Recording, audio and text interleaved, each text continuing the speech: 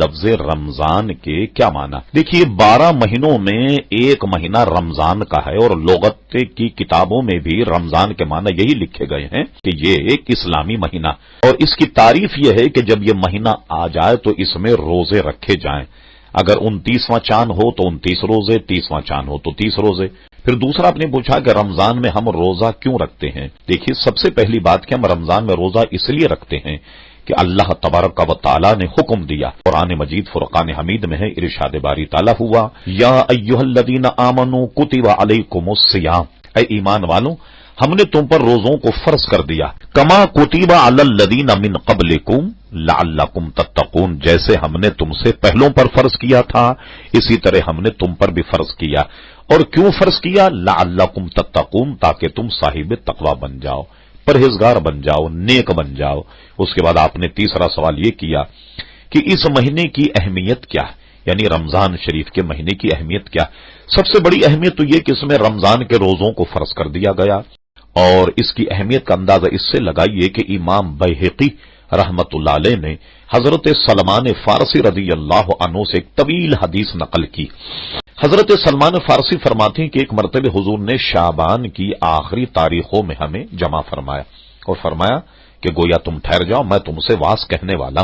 تمام صحابہ ٹھہر گئے تو حضور نے ارشاد فرمایا کہ آئندہ مہینہ جو آ رہا ہے وہ بڑا عظیم مہینہ ہے، جو رمضان المبارک کا، اس میں اللہ تبارک و تعالی مومن کا رزق بڑھا دیتا ہے، اور اس میں اللہ تعالیٰ نے اس کے دن کے روزے کو فرض کیا۔ اس میں ایک رات ہے جو 1000 مہینوں سے بھی افضل، اور فرمایا اس مہینے میں کوئی شخص اگر نفل ادا کرے تو اس کا ثواب فرضوں کے برابر، اور جو شخص فرض ادا کرے تو اس کا ثواب 70 فرضوں کے برابر۔ اور فرمایا کہ کوئی شخص اس رمضان میں اپنے بھائی کو اگر روزہ افطار کرائے تو افطار کرانے والے کو بھی ٹھیک ایک روزے کا ثواب ملے گا۔ حدیث طویل ہے لیکن آپ کی معلومات کے لیے اتنا کافی ہے کہ یہ کتنی برکت کا مہینہ۔ اور ایک اور جگہ قرآن مجید فرقان حمید میں اس مہینے کے حوالے سے ارشاد فرمایا گیا شہر رمضان الذی انزل فیہ القرآن، ہم نے قرآن مجید فرقان حمید کو رمضان کے مہینے میں نازل کیا۔ میں سمجھتا ہوں کہ آپ کی تسلی ہو گئی ہوگی، لہٰذا اپنے بھائی کو کہ جو اسلام میں دلچسپی لیتا ہے بہت ہی پیار اور محبت کے ساتھ سمجھائیے تاکہ وہ آپ کا بھائی مکمل اسلامی۔ سحری اور افطار کے اوقات مختلف مدارس کی تنظیموں نے شائع کیے ہیں، اور ان میں فرق ہوتا ہے۔ عام آدمی کس طریقے سے ان اوقات کی تصدیق کرے؟ ایک آسان طریقہ، آپ سحری کھانا 5-7 منٹ پہلے بند کر دیں۔ تو ہمارے یہاں یہ ہے کہ اذان ہونے تک واردات جاری رہتی۔ کسی نے ہمیں یہ بتا دیا کہ اذان ہونے تک کھانا جائز، پتہ نہیں کس احمق نے یہ بتا دیا، اور ہمارے لوگوں میں یہ رواج بھی ہو گیا کہ صاحب وہ جو ہے اذان ہونے تک کھانا کھانا چاہیے۔ ابن کثیر نے سحری کے موقع پہ یہ حدیث نقل کی کہ حضور علیہ السلام کبھی کبھی اذان سحری کے لیے جگانے کے لیے بھی کہا کرتے۔ حضور نے فرمایا بلال اذان کہہ دو تاکہ لوگ جاگ جائیں اور سحری کر لیں، تو جگانے کے لیے بھی اذان کہی جاتی۔ اچھا یہ بتائیے کہ ہمارے مؤذن صاحب کی گھڑی اگر خراب ہو جائے، ٹھیک ہے، ان کے تو اذان کا ٹائم ہی نہیں ہوا ابھی تک، اور آپ تو کھاتے رہیں گے ماشاءاللہ، اس کے بعد جب اذان کہیں گے تب آپ روزہ بند کریں گے؟ نہیں، وقت معتبر ہے، گھڑیاں ہر گھر میں ہیں، ٹیلی ویژن بھی ہر گھر میں آ گیا ہے، ساری چیزیں موجود ہیں کہ جس سے پتہ لگ جاتا ہے کہ روزہ کب ہے اور افطار کب، اور اس میں بھی آپ 5-7 منٹ کی احتیاط ضرور رکھیں۔ میں خود اس بات کا گواہ ہوں، میں کم سے کم 63 سال سے کراچی میں رہتا ہوں۔ کئی دفعے جب یہ ٹی وی وغیرہ نہ، ریڈیو پاکستان سے کئی مرتبہ اذان 2 منٹ پہلے نشر کر دی گئی، ٹھیک، اور بعد میں اعلان ہوا کہ غلطی ہو گئی۔ تو اب روزے داروں کا کیا ہوگا؟ تو اس کو ایسے روزے دار پر کفارہ تو نہیں ہوگا، ایک روزے کی قضا جو اس پہ ضرور ہوگی۔ اس لیے اس عبادت کی اہمیت کے اعتبار سے 5-7 منٹ پہلے سحری بند کر دیں، اور جب غروب آفتاب کا یقین ہو جائے اس کے بعد میں افطار کیجیے، تو کوئی پریشانی آپ کو نہیں ہوگی۔ دانتوں کی بھرائی، دیکھیے سب سے پہلی بات تو یہ ہے اگر دانت میں کوئی خلا ہو جائے تو اس کی بھرائی، کوئی چیز اندر نہ جائے، لیکن یہ ذرا ممکن نہیں، اس لیے کہ دانتوں کی بھرائی میں جو مشینیں استعمال ہوتی ہیں یا جو کیمیکل استعمال ہوتے ہیں، اغلب گمان یہ ہے کہ اس کا کوئی قطرہ اگر حلق سے نیچے چلا جائے تو ایسی صورت میں اس کا روزہ ٹوٹ جائے گا۔ احتیاط اسی میں ہے کہ افطار کے بعد میں یہ کام کریں، اور عموماً ڈینٹسٹ حضرات افطار کے بعد اپنا اسپتال کھولے رہتے ہیں، اسی لیے کہ جو روزے دار ہیں وہ افطار کے بعد میں علاج کرائیں، تو روزے کی حالت میں گمان یہ ہے کہ کوئی چیز اندر چلی جائے تو روزہ ٹوٹ جائے گا، اس لیے بچنا ضرور ہوگا۔ مسجد سے روزے کے لیے سائرن بجانا کیسا ہے؟ سائرن کو مسجد سے نہیں بجنا چاہیے، اور اس کا اصول ایک حدیث شریف میں بھی ہے، کتاب الاذان، مشکاۃ شریف دیکھ لیں، صحیح ستہ کی کوئی بھی کتاب الاذان ملاحظہ فرما لیں، اس میں جب یہ اذان کا سسٹم نہیں تھا تو اس میں باجماعت نماز کے لیے کیا کرنا چاہیے، کون سا طریقہ اختیار کرنا چاہیے کہ نمازی سمجھ جائیں کہ بھائی جماعت تیار ہے، چلو مسجد نماز پڑھیں۔ مختلف صحابہ نے مختلف حضور کو مشورے دیے۔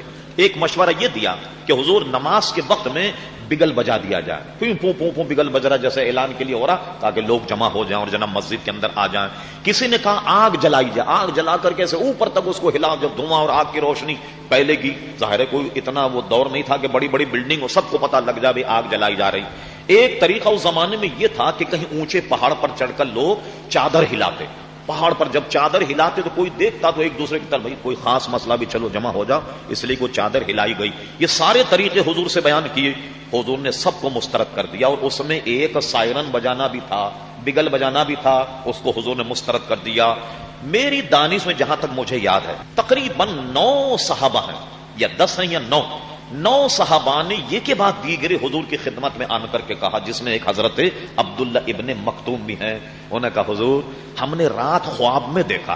انہوں نے فرمایا کیا خواب دیکھا؟ انہوں نے کہا ہم نے فرشتے کو کہتے ہوئے دیکھا، اس نے یہ کلمات کہے، اللہ اکبر اللہ اکبر اللہ اکبر اللہ اکبر اشہد ان لا الہ الا اللہ اشہد ان لا الہ الا اللہ۔ پوری اذان کے کلمات جب انہوں نے سنائے تو حضور نے فرمایا یہی نماز کو بلانے کے لیے اسی کو رائج کر دیا جائے۔ تو دیکھا آپ نے، کسی بگل کو اور ہارن کو سہارا نہیں لیا گیا، اس لیے مسجد سے ہارن کا بجانا میری دانش میں بہت چھوٹا آدمی ہوں، یہ مسجد کے آداب کے خلاف ہوگا۔ وہ سائرن کہیں اور لگایا جائے، جیسے اس زمانے میں جب ڈف بجائے جاتے تو ڈف مسجد میں نہیں ہوتے تھے بلکہ دوسری جگہ ہوتے تھے، اس لیے کہ آداب مسجد بہت ضروری ہے۔ میں نے بخاری کے ایک شرح میں پڑھا کہ ایک عالم دین نے لکھا کہ یہ ہم مسجد کے آداب میں آپ نے دیکھا کہ دریاں ہیں یا یہ قالین ہے۔ اب غور کیجئے، جب صفائی ہو تو ہم مسجد میں دریوں کو جھاڑتے ہیں، اس طریقے سے جھاڑتے ہیں، ٹھیک ہے نا؟ علماء نے اس کو بھی منع لکھا۔ فرمایا وجہ کیا ہے؟ وجہ یہ ہے کہ جو دریاں ہیں نا یہ تو مسجد نہیں ہے، جہاں جھاڑ رہے وہ مسجد ہے، جہاں جھاڑ رہے نا وہ مسجد ہے، یہ دریاں تو مسجد نہیں ہے، اس لیے یہ مسجد کے ادب کے خلاف ہے کہ مسجد میں دھول جھاڑی جائے۔ ہم نے امام بخاری کے حالات میں پڑھا، امام بخاری جو ہیں وہ درس حدیث دے رہے تو درس حدیث میں ایک صاحب جو شریک تھے وہاں، انہوں نے اپنی داڑھی ایسے کھجائی تو داڑھی میں سے ایک تنکا گر گیا، جس کو امام بخاری نے دیکھ لیا۔ اللہ اکبر! امام بخاری کیسے جلیل القدر محدث، آپ نے کیا کیا؟ اپنے نوجوانوں کو درد دیتے دیتے اس نوجوان کی آنکھ بچا کر وہ تیلی اٹھا لی، وہ تنکا اٹھایا، اور اٹھانے کے بعد اپنی آستین میں ڈال دیا تاکہ مسجد کی بے ادبی نہ ہو۔ اپنی آستین میں ڈالا اور سب کو سبق پڑھانے کے بعد مسجد کے باہر جا کر اس طریقے سے آستین جھاڑ دی۔ تو مسجد کا جو آداب ہے وہ ظاہر ہے کہ بے انتہا ہے، لہذا خائرن وغیرہ جو ہیں یہ مسجد کے باہر نصب ہونا چاہیے، مسجد میں نصب نہیں ہونے چاہیے۔ آپ نے سوال یہ کیا کہ میری عمر 56 برس اور مجھے شوگر ہے، آج کل میری طبیعت زیادہ خراب، میں نے پہلے روزہ رکھا لیکن میری طبیعت بہت زیادہ خراب ہو گئی، اب مجھے کیا کرنا چاہیے؟ دیکھیے، اگر ایسا ہو کہ سال میں موسم کی تبدیلی کے اعتبار سے اگر آپ سردی میں روزہ رکھیں اور آپ کو شوگر پریشان نہ کرے، مرض بڑھنے کا خطرہ نہ ہو، تو اس رمضان کے علاوہ آپ دوسرے ایام میں اپنے روزوں کی قضا کریں گی، جبکہ روزہ رکھنے سے آپ کی طبیعت جو ہے وہ خراب ہو جاتی۔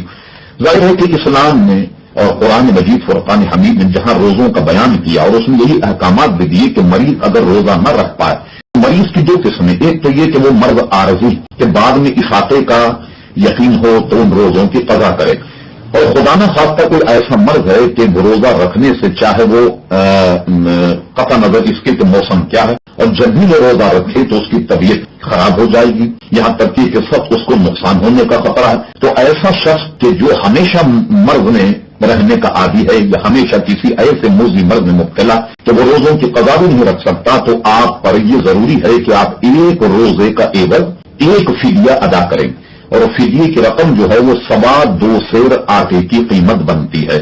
यानी 2 किलो 200 ग्राम के आटे की कीमत, यानी जो आटा आप इस्तेमाल करते हैं उस आटे की कीमत 2.25 सेर की एक रोजे का एवज होगी। मसलन आपने अगर 30 रोजे छोड़ दिए तो आपको 30 फिदिये देने होंगे। जो ज़कात और खैरात का मुस्तहिक है उनको आप रोजे का फिदिया दे सकते हैं, एक एक भी करके दे सकते हैं या चंद फिदिये भी एक को दे सकते हैं, और ये कि अपने ये फिदिये एक 30 हज़रात को भी दे सकते हैं, और 30 रोजे के फिदिये एक आदमी जो ज़कात खैरात का मुस्तहिक हो उसको भी दिया जा सकता है। आपने फरमाया मेरी उम्र 13 साल है, क्या मैं रोजा रख सकता हूं? बिल्कुल आप रोजा रख सकते हैं। आपकी 13 साल उम्र है। मैं समझता हूं कि या तो आप बालिग हो गए होंगे या बलोग के बिल्कुल करीब होंगे। अगर आप बालिग न भी हुए तो तरबियत के लिए मुफीद होगा, और यकीनन आप अगर बालिग हो गए तो आप पर फर्ज भी है रोजे का। आपने पूछा कि बच्चों के रोजा रखने के लिए कम अज कम उम्र क्या? देखिए, सबसे पहली बात तो ये कि बच्चों पर रोजे उसी वक्त फर्ज होंगे जब बच्चा बालिग हो। एक बात तो ये जहन में रहे। अच्छा, अलबत्ता बुलूग के बराबर उम्र में अगर पहुंच जाए तो बतौर आदत और तरबियत के पहले से रोजा रखना ये अच्छा है, ताकि बालिग होने के बाद वो रोजों से गुरेज न करे। तो इसलिए बच्चों पर जहां तक फर्ज का ताल्लुक है तो रोजे फर्ज उस वक्त होंगे जब गोया बच्चा बालिग हो जाए। आपने सुन लिया होगा कि उन्होंने एक मसला पूछा कि वालिदैन अगर इंतकाल कर गए तो उनके जिम्मे जो नमाज जो रोजे हों उनका क्या होगा। जिन पर असर में ये फर्ज है या फर्ज थे उनकी खुद की अदायगी के सिवा कोई चारा नहीं। फिक़े जाफरिया में जो शिया हजरात का फिक़ा है उसमें तो इसका जुजिया ये है कि जब वालिद इंतकाल कर जाए तो उसका बड़ा बेटा जो है वो पूरे उसके रोजे रखेगा और उसकी ज़कात देगा। ये उनका फिक़ा। हमारे यहां उसको कहते हैं हीले इस्कात। इस्कात ये सुकूत से है, यानी ऐसा काम करना कि उनके जिम्मे से नमाज और रोजा साकित हो जाए, उसको हीले इस्कात कहते हैं। ये बड़ी तफसील है। मिसाल के तौर पर सबसे पहले तो आप ये तखमीना लगाएं कि हमारी वालिदा या वालिद की कितनी नमाजें कज़ा हुई और कितने रोजे कज़ा हुए। एक नमाज का फिदिया एक रोजे के फिदिये के बराबर, यानी 2.25 सेर आटा, या अगर आप मौजूदा औजान किलो 2 किलो से कुछ ऊपर बनता है 2 किलो 200 ग्राम। अब इसमें तखमीना डालें जो आटा आप खाते 2.25 सेर या 2 किलो 20 ग्राम की कितनी कीमत बनती। फर्ज करें कि 50 रुपए बनते, ये फर्ज करें न आटा महंगा हो रहा है उस हिसाब से, तो एक नमाज का एक फिदिया होगा। 5 तो नमाजें हुई दिन की और एक नमाज वितर, 6 फिदिये हुए। तो एक दिन के 6 फिदिये। अब हिसाब लगाइए, अगर खुदा ना खास्ता उनकी साल भर की नमाजें कज़ा हुई, 2 साल की नमाजें कज़ा हुई, इस तरीके से तखमीना लगा करके आप उतना फिदिया अदा करेंगे और ये फिदिया उसे देंगे जो ज़कात और खैरात का मुस्तहिक हो। इसी तरीके से अगर आप रोजे लगाएं, फर्ज करें 2 महीने के रोजे कज़ा हुए और वो इंतकाल कर गए, तो 30 रोजों का फिदिया, यानी 30 रोजे 2 महीने तो 60 रोजे 60 फिदिये, ये किसी गरीब को और किसी मुस्तहिक ज़कात को दे दी जाए। अब इसमें एक मसला है, ये काम मालदार लोग तो कर सकते हैं जिनको अल्लाह तबारक व तआला ने पैसा दिया। वो तो अभी हमने 2-4 दिन पहले ही देखा कि एक शादी में लोग करोड़ों रुपए खर्च कर देते। पता चला कि नाचने गाने की महफिल हो तो 1 करोड़ उस पर खर्च हो गया। उनके लिए तो कोई मामला नहीं, तो फिदिया अदा करें। रहा गरीब का मसला, एक आदमी का अपना रोजगार इतना है कि उसके बाल बच्चे खा लें, यही गनीमत है आजकल के दौर में। अब उसके वालिद का इंतकाल हुआ, अब वो तखमीना लगाए कि कितना फिदिया बना, ये तो सारी जिंदगी नहीं दे सकता। तो आला हजरत फाज़िल बरेलवी रहमतुल्लाह ताला अलैह ऐसे आदमी ने के लिए फतावा रज़निया में ये उसका हल निकाला कि चूंकि ये अपने घर का खर्च नहीं चला पा रहा तो हजारों का फिदिया कैसे देगा। वो किसी फकीर आदमी को पकड़ ले और मसला उसको समझा दे। फर्ज कीजिए कि 50,000 रुपया हीले इस्कात के बने, तो अब 10,000 रुपये किसी से उधार ले ले। उधार लेने के बाद उसे 10,000 का मालिक बना दे। जब वो हाथ में आ जाए, मालिक हो जाए, वो बतौर एहसान आपको लौटा दे, फिर आप मजीद उसको अता कर दें, वो फिर कब्जा कर ले, फिर आपको लौटा दे। اس طریقے سے 5 مرتبے لوٹ اور پلٹ کرنے کے بعد 50,000 روپے ادا ہو گئے. تو اس طریقے سے کوئی غریب آدمی جو ہے وہ اپنے والد یا والدہ کا فدیہ ادا کر سکتا ہے. اور چونکہ وہ خود غریب اور فقیر ہے تو ایسا کرنے کی وجہ سے اللہ تبارک و تعالیٰ کی ذات سے امید ہے کہ اللہ تبارک و تعالیٰ اس کے والدین کی نماز اور روزوں کو ان کا جو نہ رکھنے کا گناہ تھا اللہ تبارک و تعالیٰ اسے معاف فرمائے گا. آپ نے پوچھا کہ روزے اور غیر روزے کی حالت میں فرض غسل میں کیا فرق؟ دیکھیے بظاہر تو اس میں کوئی فرق نہیں بلکہ احتیاط. وہ احتیاط یہ ہے کہ غیر روزے میں آدمی اگر ناک میں پانی چڑھائے اور اگر دماغ تک پہنچ جائے تو کوئی حرج نہیں. اسی طرح کلی یا غرارہ کرے اور اگر پانی حلق میں پہنچ جائے تو کوئی حرج نہیں. لیکن روزے کی حالت میں ناک میں پانی احتیاط سے چڑھایا جائے اور اس میں خالی اچھی طریقے سے کلی کی جائے اور غرغرہ نہ کیا جائے. اس لیے کہ ناک میں اگر اس نے بہت اچھی طریقے سے پانی چڑھانا شروع کیا اور پانی اگر دماغ میں پہنچ گیا تو روزہ ٹوٹ جائے گا. اسی طریقے سے کلی کرنے میں غرغرہ کرنے میں اگر پانی حلق سے نیچے اتر جائے تو بھی روزہ ٹوٹ جائے گا. فرق صرف اتنا ہے کہ روزے کی حالت میں احتیاط کریں اور غیر روزے کی حالت میں بے احتیاط میں بھی غسل کر لیں. اگر پانی حلق سے نیچے یا ناک میں دماغ کے ذریعے پہنچ جائے تو گویا اس میں چونکہ روزے کا مسئلہ نہیں ہوتا اس لیے اس میں کوئی حرج نہیں. تو اس کا مطلب یہ ہوا کہ روزہ ہو یا غیر روزہ 3 غسل کے فرض ہیں. ایک تو یہ کہ ناک میں پانی چڑھانا اور کلی کرنا اچھی طریقے سے اور پورے بدن پر ایسے پانی بہانا کہ بدن کا کوئی بال برابر یا تل برابر بھی کوئی حصہ سوکھا یا خشک نہ رہے. یہ غسل ہو گیا. صرف روزے میں احتیاط برتنی چاہیے. اگر کوئی شخص ناپاکی کی حالت میں اٹھا اس نے روزہ رکھ لیا تو کیا اس کا روزہ ہو جائے گا؟ جی ہاں اس کا روزہ ہو جائے گا. روزہ رکھنے کے لیے پاکی روزے کے شرائط میں سے نہیں مگر اس کا طریقہ کیا ہے؟ روزہ تو ہو گیا اس کا لیکن جب اس نے روزہ رکھا اب ناپاکی کی حالت میں ہے روزے کا دورانیہ شروع ہو گیا روزہ ناقص نہیں ہوا شروع ہو گیا روزہ. اب غسل کرنے کے بعد فجر کی نماز سے پہلے پاک ہو کر نماز فجر ادا کرے گا. تو اس میں ایک بات یہ دوسری یہ احتیاط برتے گا حالت روزہ میں جب ناک میں پانی چڑھائے تو دماغ میں اگر پانی پہنچ گیا تو روزہ ٹوٹ جائے. اس لیے اس میں طریقہ کیا ہے؟ کلی کرنے میں احتیاط برتے غرغرہ نہ کرے اچھی طرح کلی کرے اور اسی طریقے سے ناک میں پانی احتیاط سے چڑھائے پوری اوپر تک پہنچانا ضروری ہے. ناک دیکھیے یہ پکڑی جہاں تک نرم ہڈی ہے یہاں تک پانی کا پہنچانا جو ہے وہ غسل میں فرض ہے. وضو میں تو سنت غسل میں فرض ہے. تو ان کو خاص طریقے سے احتیاط برتتے ہوئے غسل کرے تاکہ روزے کی حفاظت ہو اور ناپاکی میں اگر اس نے سحری کھا بھی لی تو اس کے روزے میں فرق نہیں آئے گا. ایک اس کا حل علماء نے یہ لکھا ایک شخص ایسے وقت میں صبح کرتا ہے کہ اگر غسل کرے تو سحری چلی جائے سحری کرتا ہے تو غسل نہیں کر پائے 5-7 منٹ باقی ہیں. اس کے لیے علماء نے لکھا اتنا وقت ہو تو وضو کر لے. اگر وضو کا بھی وقت نہیں تو ناک میں اچھی طریقے سے پانی چڑھا لے اچھی طریقے سے غرغرہ اور کلی کر کے سحری کھا لے تاکہ اب اگر ناک میں پانی نہ بھی چڑھا غسل ہو جائے گا.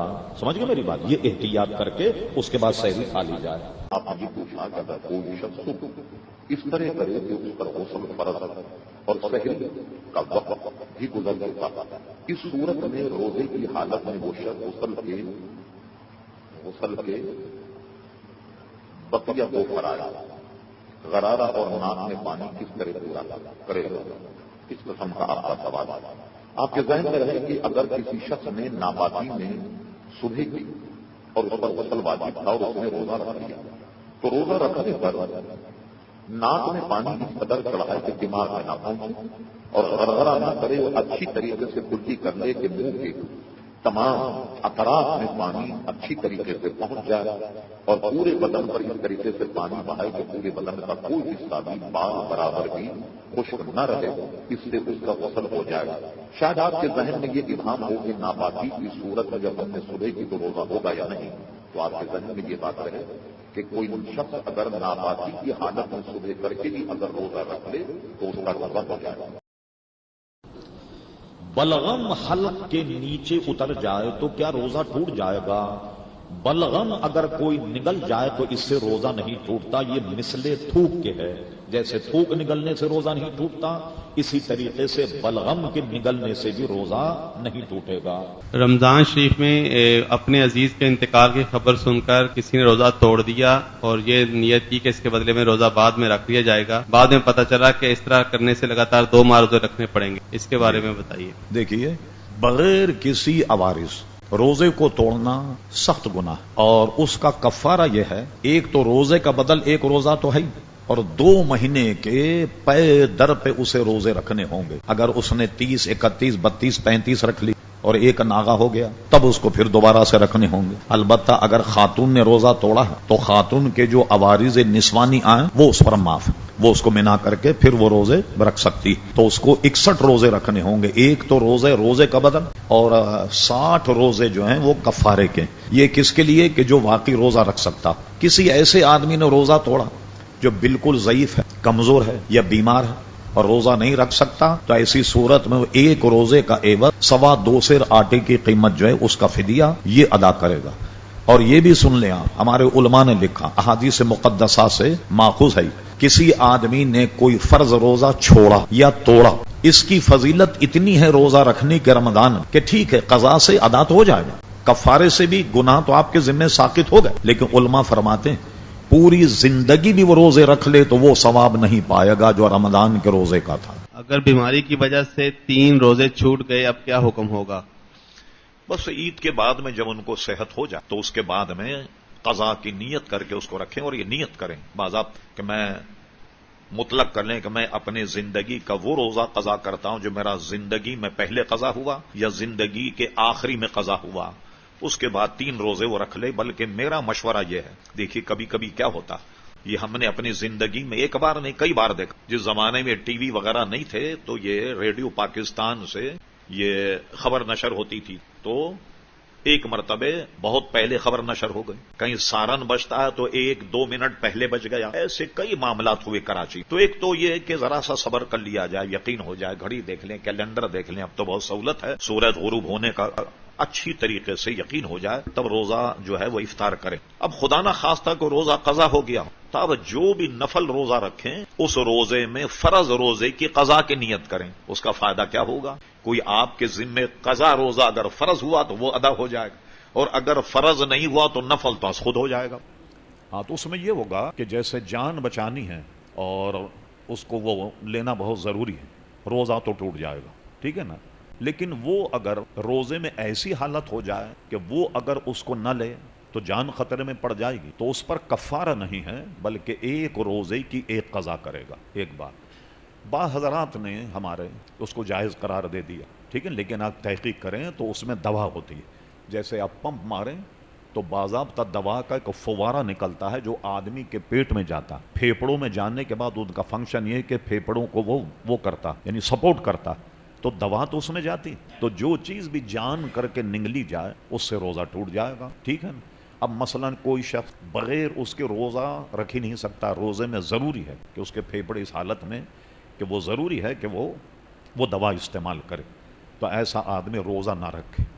अब इसमें 2 मसले, एक ये कि ये मर्ज अगर सर्दी में होता और गर्मी में नहीं होता और रोजे सर्दी में आए तो रोजों को मौखर कर दे, फिदिया नहीं दे, बल्कि जब उसकी तबीयत में इफाका हो तो रोज़ों की कज़ा कर। और अगर कोई ऐसा मर्ज हो, चाहे ये फेफड़े का हो या कोई हो या कैंसर हो, टीबी हो, ऐसे अमराज अब जिसमें सुधरने के कोई इम्कान ही नहीं, जैसे बुढ़ापा बजाते खुद एक मर्ज है, आदमी 80-90 साल में अब जवान होने कोई इम्कानात नहीं, तो ऐसी सूरत में रोज़े का एक फिदिया देगा, एक रोज़े का जिसकी रकम 2.25 सेर आटे की कीमत है, एक रोज़े का फिदिया। ऑक्सीजन देना कैसा है, इससे रोजे पर क्या फर्क पड़ेगा? ऑक्सीजन तो असल में एक मादा है, जैसे वो इन्हर लेते हैं, उसमें भी आप देखें एक दवा होती है जो खींचने के बाद फेफड़ों में जाकर फेफड़ों को कुशादा करती है। ऐसी कोई चीज इस्तेमाल की जाए या ऑक्सीजन दिया जाए तो रोजा टूट जाएगा। लेकिन इतनी बात इसमें इतनी और शामिल कर लें, अगर कोई मरीज जिस पर जान पर बन गई हो और उसको ऑक्सीजन दिया जाए उसकी जान बचाने के लिए, तो उस पर रोजे का कफारा नहीं होगा, सिर्फ एक रोजे की कजा एक रोजा होगा। सवाल आपका यह है कि अगर कोई शख्स रोजा न रखे और दिन में खाता रहे तो क्या वो खाना उस शख्स के लिए हराम होगा? यानी चूंकि रोजा छोड़ना उसके लिए हराम है, इसलिए उस खाने पर हराम का इतलाक होता, न ये कि बजाते खुद वो खाना हराम है, बल्कि रोजे के एहतराम में कोई आदमी अगर उसका एहतराम न करे खाए तो उसके इल फेल को हराम कहा जा सकता।